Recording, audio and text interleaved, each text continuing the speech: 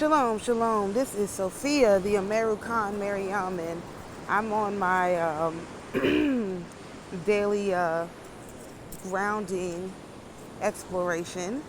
And it's not really sunny, but it's still beautiful. So I'm out here, and I wanted to, provide an update on some things that I'm seeing. Um, uh, Not in regards to the message I gave yesterday, but just in general. So, you know me, I'm going to be as accurate and as truthful as I can when I see stuff. So, over the weekend, I went to a different kind of Orthodox church, which is not in the OCA, and you know, I got a little bit of pushback when I went to church yesterday. You know, people saying, you have to be careful when you're going to these other churches. And I'm like, wow, that is very much like how Christians are. This is so I'm starting to see where deficiencies, where similarities lie, right? And so I say that so that people cannot think that I'm just getting on here and I'm only telling the positive things, because I can tell you that's very suspect to me. However, it doesn't negate what I've said, but it does. You will. It's not like the people who are Orthodox are without fault, okay? Or not fault, but without, quirks and different things that will remind you of the church, because the church is not the church, it's the people who make up the church. And so you do see those things. And so I wanted to, get that out first, because I know that people are probably thinking, oh, I'm only going to say good things. No, there's a lot of deficiencies, meaning, y'all know I'm a scholar, I'm a philosopher. And that is, it seems to me that a lot of philosophers, if they just want you to be inside a box, and I'm not really about that life of being inside a box. So that could prove to become an issue, if I get too deep into philosophy with somebody who's not a philosopher. And I think that also goes to this whole concept of,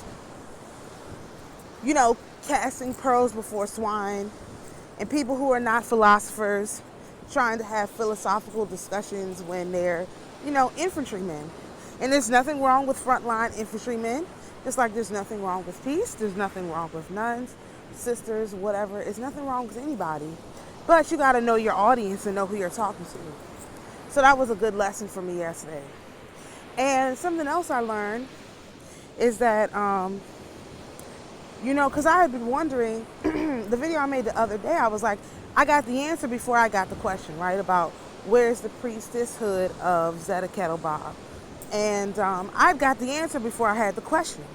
But I had begun to wonder, well, who called me to this place? Why would someone call me to this place? Who called me to this place? The church that I'm going to, who called me there? Because it was clearly called there, and, this whole thing was orchestrated. So who would have done that and why? And as it turns out, I also got my answer to that question last night, because the church that I go to is called St. Justin. And I had run across St. Justin in some of my research about Diana. And so I knew, like a few months ago, that St. Justin was not a traditional type of, priest or anything like that. I knew he was different, but I didn't realize that he was literally a philosopher.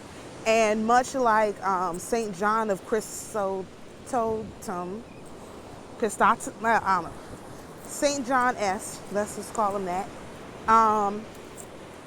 he would evangelize to people by, taking the kernel of truth that they that all the stories across the planet carry, as far as the creation myth and, the flood and stuff like that, he would take that and he would add to it the richness of Pascha, or the Christ. He would add to it the richness of the Christ, meaning, Christianity is one thing, but without Christ, it's really nothing, and it's the same thing with Judaism. Judaism is one thing, but without Christ, without love, basically logos, you don't really have a way to absolution that I used to talk about a lot. You don't have a path towards absolution. You don't have a path towards, the forgiveness of sins, or the remission of sins, and the forgiveness, and you don't have a path to that with the Most High without love. There's no path for that. And so the richness of the Christ is giving an example of how to have that richness of the path of love, the path of love. That's the point. That's the point of Christianity, except they mess it up and turn it into a bunch of other stuff. But this is also why, judging people based on their faith or whatever is not good. You got to judge people based on who they are. If they love and their philosophy is different than mine, their practices are different than mine, but they still have love, versus, some of y'all people out there, all you have is hate.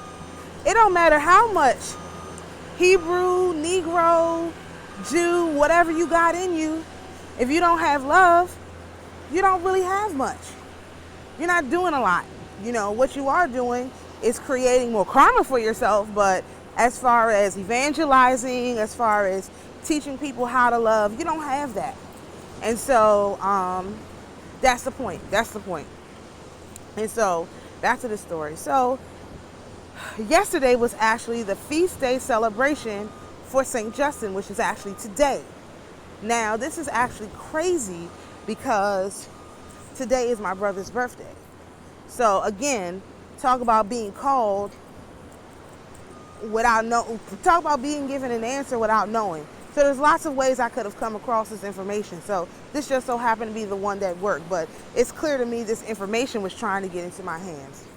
So because today's my brother's birthday, and eventually I would have looked into this day, just based on the astrology, and said, well, what's going on? What is celebrated on this day? And I would have found this out. So, anyway, that's a discussion for another day. So the point that I'm trying to make, which is taking me forever to actually make, okay, turn around in a few minutes. The point that I'm trying to make is that,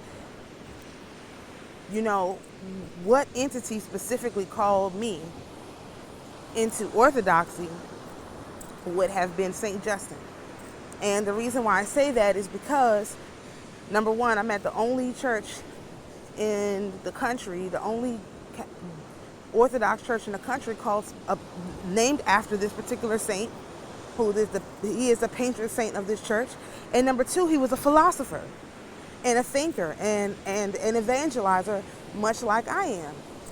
And so, and his story is just incredible. And what, the priest did mention, which I know from my own research, is that he was a great defender of women's participation or importance in the church. And so at the church that I go to, women are a key factor in the church. And, there's limited things that they can do based on the structure in the service. But outside of the service, you see women in a number of key roles in doing things that have a tremendous impact on the church, right? And so that is who called me. That is who called me. I feel that. Like, that is who called me. And the reason why I think that's important to know as we go on our spiritual journey is sometimes you can't figure out why you are where you are And the Most High, he uses whoever he wants. He calls whomever he chooses. But there's somebody who's in charge of that. And that's not necessarily your guardian angel. I mean, I'm just figuring this out based on my experience. So that's not necessarily your guardian angel, because your guardian angel is watching you. But when you're trying to figure out how you're getting called into your purpose, for people who don't know what their purpose is, or who are still trying to figure out what the Most High wants them to do, sometimes you have to go looking for who called you. And you have to ask. You can ask your guardian angel, use your pendulum, pray, who is calling me? Who is calling me to my purpose? Who is calling me? And, it might not be a saint. It could be an angel. It could be any number of things. I'm just telling y'all what I figured out for myself. This is who was calling me. When I was trying to figure out, when I read the book of Melchizedek, the book of remembrance of Melchizedek. Now remember, that's the only book of remembrance I've read. That's the only one. I was not interested in any other of the other ones. I have not read them. And I've gone into them to correlate stuff, but that's the only one that I read cover to cover. And so I was wondering, why is it that book? How did I end up on this side? How could all of these things be orchestrated so that I end up now, mind you, this is the only church, only one, and it's in Jacksonville. How do I end up in Jacksonville? How do I end up having this issue at the church that I was attending? How do I end up, going onto the internet, joining some groups, learning about orthodoxy? Who is guiding that? Who is orchestrating that? And I can say, for me, it was St. Justin. And that's tremendously comforting to me, because it just feels good to know who called you. Some people, Jesus himself probably called. Our brother himself, you have some people like, Brother Man in his specific area of interest. I wouldn't be surprised if the Buddha called him himself. You know what I mean? Like, it's somebody somebody is calling you, and it's someone the Most High has deputized as one of his, one of his assistants, one of his faces. And, for those people who are having a really hard time figuring out, what they're supposed to be doing, why, what their purpose is, you can just start by asking, who is calling me? Who is directing me to this particular, point, to wherever it is I'm going? Who is directing me? And I say that because I really think that it might help people get past this, it's this weird stagnation that's going on, where people are just kind of stuck. They know they have to move forward, but you're not exactly sure how to move forward. It's a very weird, position to be in. And, this is just what it feels like to me. And so I thought it was important to, what time is it? Ooh, let me turn around. I thought it was important to share this message, because I do want people to not be so confused about what their purpose is. I want people to really be able to get into what it is that they're supposed to be doing. I want people to not have so much confusion about what it is that they're supposed to be doing.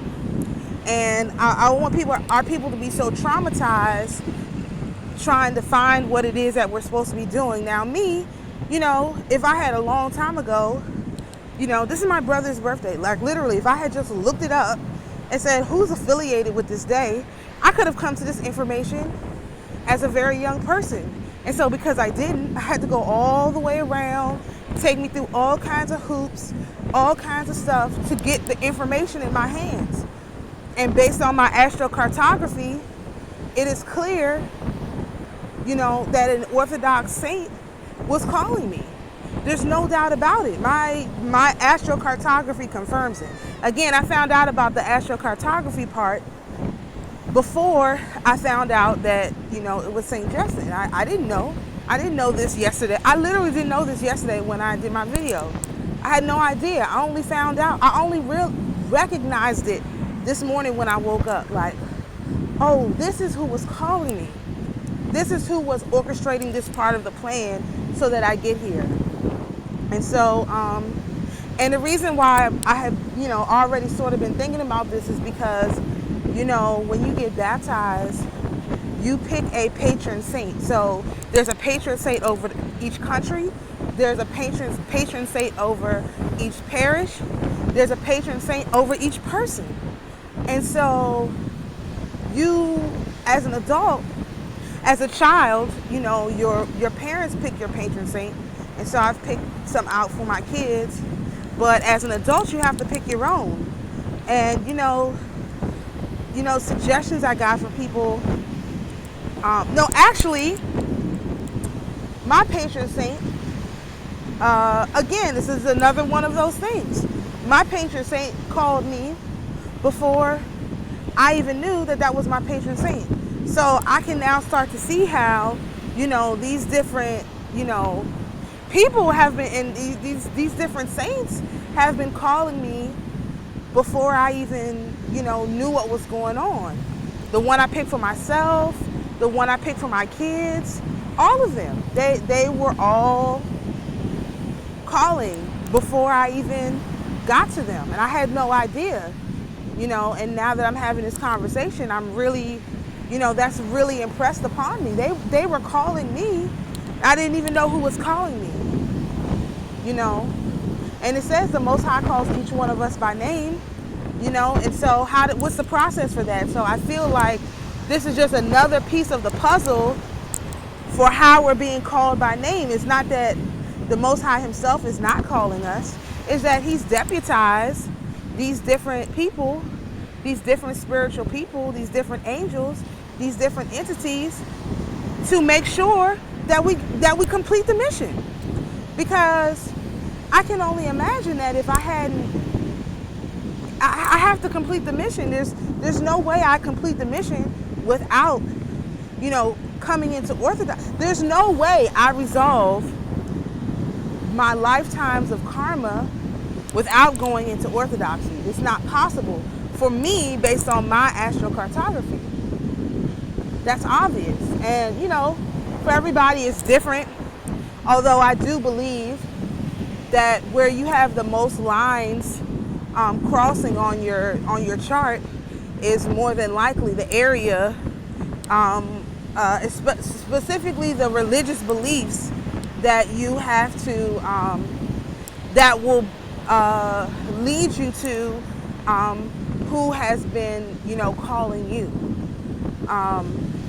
That's just I know that's in my chart. Like, this is a perfect example. One of my lines on my chart, first of all, a lot of my lines on my chart go through Russia. Now, everybody's chart does start in Russia, so that's not, but mine are spread out. They go across the whole scope of Russia. And I really realized that, Orthodoxy was one of the things that I had to resolve in this lifetime because one of my lines goes directly through a country that has a 80% plus population that's Orthodox. Now, America has like 1% of the population that's Orthodox, right? 1%. This particular country is 80% plus that are Orthodox. Even Russia is not 80% plus Orthodox. They're only 72%. And so, just the fact that, and it's a very small country. So the fact that I have a line that goes through this country, the line literally covers the length and the width of the country. So that's no coincidence.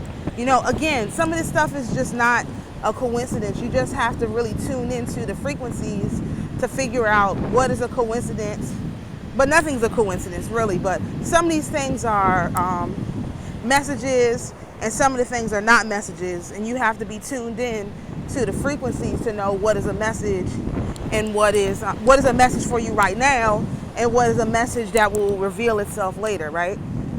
That's what we're talking about. They're all messages for you. It's just what is an immediate message and what is a message for you in the future. And so I just wanted to share that because I think that it's important.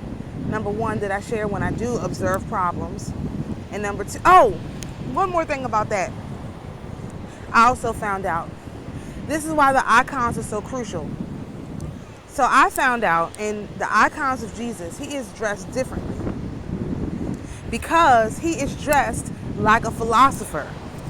So this is why it's not that they cast lots for his, so there's two ways to look at casting lots, which I've already explained, but I'll just briefly go over. They cast lots for his clothes because they were the clothes of a philosopher. Very high end, very luxury, very rich clothing, okay? So they would have cast lots like rolling dice or whatever because of the quality of the clothes. It is also possible that they cast lots as in your lot of fortune, or looking at different people's charts as in their lots of fortune, to see who was a philosopher, so that those clothing articles could go to a philosopher. So, or someone who wanted to be a philosopher. So they could have been casting the lot so that they could take Yeshua's lot of fortune, or they could have been, and just the clothes were really expensive. No, those are two separate things. To take Yeshua's lot of fortune because the clothes were really expensive and nice, so they were literally, fighting for them, or looking at everybody's chart to see who was the person that was a philosopher, so the clothes could go to a philosopher. And I would have to learn more about the the actual culture in order to know for sure which one it is. So that's why I wanted to throw that in there. And so, that being said, in the icons of St. Justin, he is wearing the clothes of a philosopher. Did you know that philosophers had clothes that they wore? No. I mean, this is how you identify yourself. And it's not that you have to do this. It's just, if you want to tap into that frequency, don't you think you should be wearing the clothes of, if you're a philosopher, don't you think you should be wearing the clothes of a philosopher? Like, that something that will tap you into that energy. It's just like if you're studying Hindu, you would wear the clothes that the Hindus wear, because that will tap you into that energy. This is the same type of thing. So, this also explains why the women wore head wraps, because it would tap you into that energy and amplify your energy. Because remember, the women are the ones who hold the energy. Men don't hold energy. They can match it. They can match the energy, but they can't hold the energy. So, yeah, you would wear a head wrap if you were able to get to that level, that energetic level, and you wanted to try and hold on to it.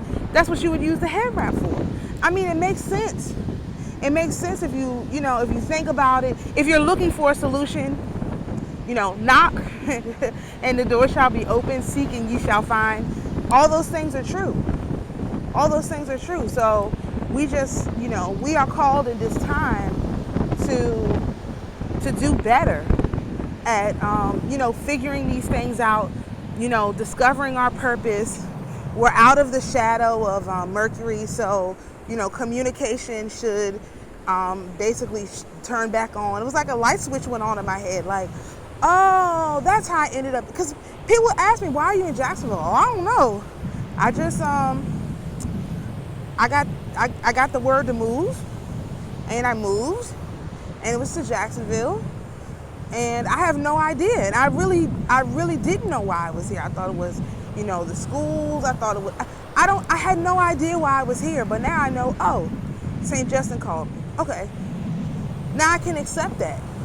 Like, it's like you can level up once you figure out what the level you're on is. So now that explains so much of my life. So much of my life, it's probably very, very similar to St. Justin. So that's going to let me do some more research. Of course, he can't be my patron saint because he's a male. You know, I've picked a female patron saint that, you know, has been also very closely, you know, obviously working with St. Justin to make sure that I got to this point, you know, which is evident. And so that information, I can do something with that. So, you know, I just ask you all, you know, find out who's calling you. Find out who's calling you. Because once you know who's calling you, you can figure out why you are where you are. If you want to know about yourself, you need to know who's calling you. It's like a lot of the messages from the readers have been, don't answer your phone. Why? You don't know who's calling. Of course I'm going to answer the phone if I know that it's St. Justin calling, you know, or my patron saint. Of course. But if I don't know who's calling, it's much harder for me to answer the phone. So now I know who's calling. Boom, I can answer the phone with confidence and say, okay, how are you doing? What can I do for you? What do you need me to do? Why am I here? Okay, how did you, what messages did you leave me in your own life, in your own story that will translate to what I've got going on right now? Just like if I had looked up St. Justin when I, you know, actually looked him up, started studying him, I didn't know that much about the saints, you know, so again, but this is a learning process. We're learning how the messages in the universe are communicated to us. And of course, they're all communicated differently, but I suspect that people who are drawn to my page are being communicated with in a similar manner. And so I know that these things will be helpful for you now and for you in the future, and you will be able to see how these things are coming together. And so I really, you know, I really hope that this is helpful for someone. Figuring this out has really been helpful for me in the few minutes that I've been thinking about it. It's been very, very helpful. It makes a lot of stuff make sense in my life. So, and then the spirit will always confirm itself. So again, they gave me the information first, so that when I figured it out, I didn't have to go looking for the confirmations. The confirmations are on the top of my mind. Confirmation, confirmation, confirmation. Oh, okay. Oh, I get it. I misunderstood it last time, you know? So, you know, I misunderstood it. I'm finding that I'm misunderstanding the messages of the spirit a lot less since I'm looking for answers. When you're not looking for answers, then, you know, it's very easy to misunderstand the messages. So, you know, just ask the question, ask the father, ask the mother, who is looking for me? Who is looking for me? That's just a very simple question. And that very simple question should bring you a lot of confirmation. So, shalom everyone, we'll see you in the next video.